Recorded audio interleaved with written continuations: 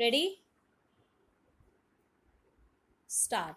Now, I would like to say that with this measure, we are now adopting to my mind, it will not be possible to have this system or any other system functioning effectively.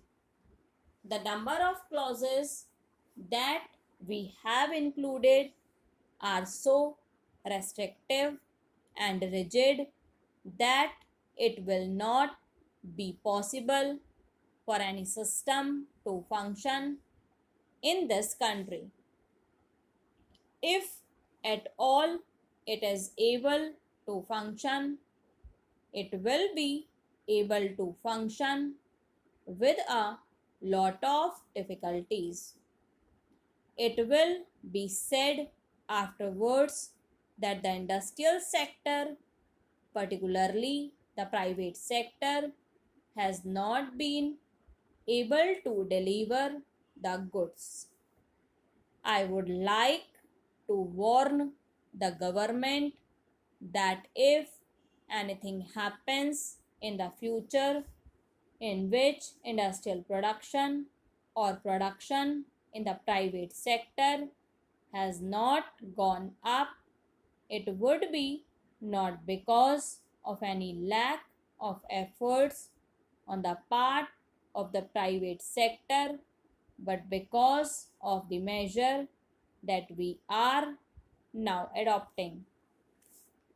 I have mentioned several times how this particular bill is very restrictive and how it will hamper the normal growth of companies in this country.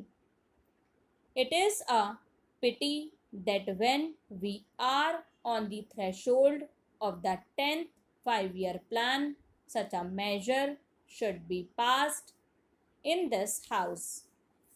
I would now like to make a few observations about the speeches of some of the honorable members here. Shri Ashok Mehta justifies the restrictions on managing agents by saying that managing agents are no longer the main source of finance. He also argues that profits have been high and will continue to remain high, and therefore he would like to see the managing agents being paid on a sliding scale. He is in the habit of referring to a number of books and making quotations from a number of them published in America or in other countries, and particularly by some of the professors.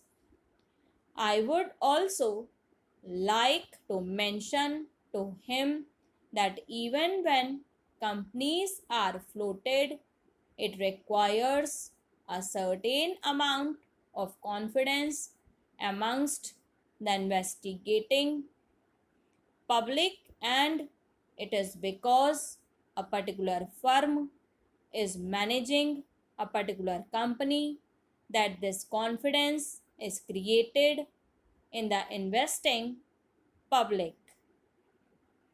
Even there, as the Honorable Finance Minister has said, there is a sort of overall tight control. New banks and insurance companies are not floated nowadays. What you have are the few banks which are existing and the few insurance companies that are existing. The other point is that the credit worthiness of the managing agency firm does count to a certain extent in getting credit from the banks and other financial institutions. Yesterday, it was mentioned by my honorable friend that the crux of the problem is the question of a payment of remuneration to a particular managing agency system. He said that in this bill, a definite encouragement has been given to the alternative type of management, namely the managing director or the manager, where an individual has been permitted to take 5%, while in the case of the managing agency, it has been permitted to take about 10%. I would like to point out to him that it is not merely the question of remuneration which will decide the alternative type of management. The remuneration is not a very important thing unless and until you allow a certain amount of flexibility for any system to function. It will not be possible to evolve any other system to take the place of the managing agency system.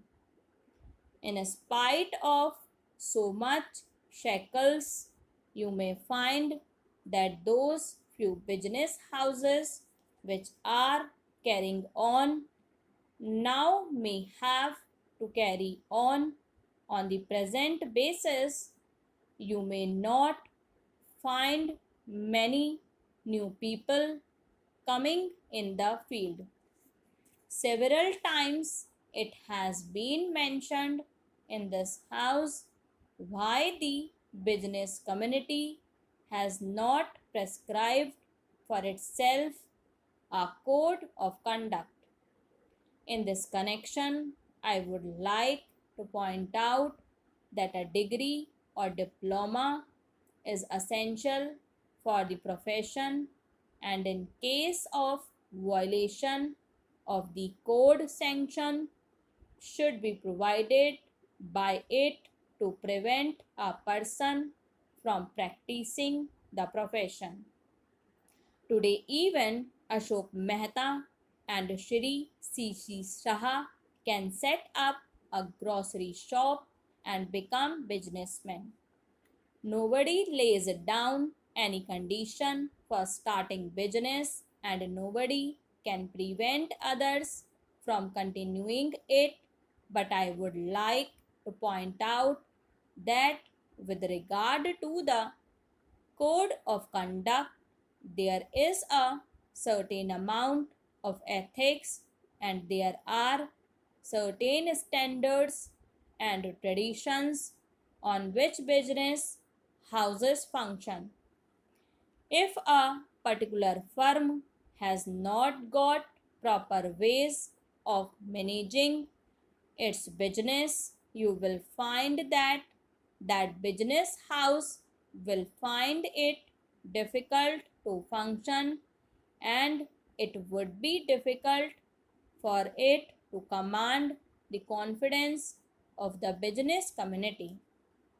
It would not be possible for it to function as effectively as a firm which has proper ways of managing its business. That is sufficient as a code of conduct. It is not possible to prescribe a certain code of conduct in the manner it has been done for the profession in general.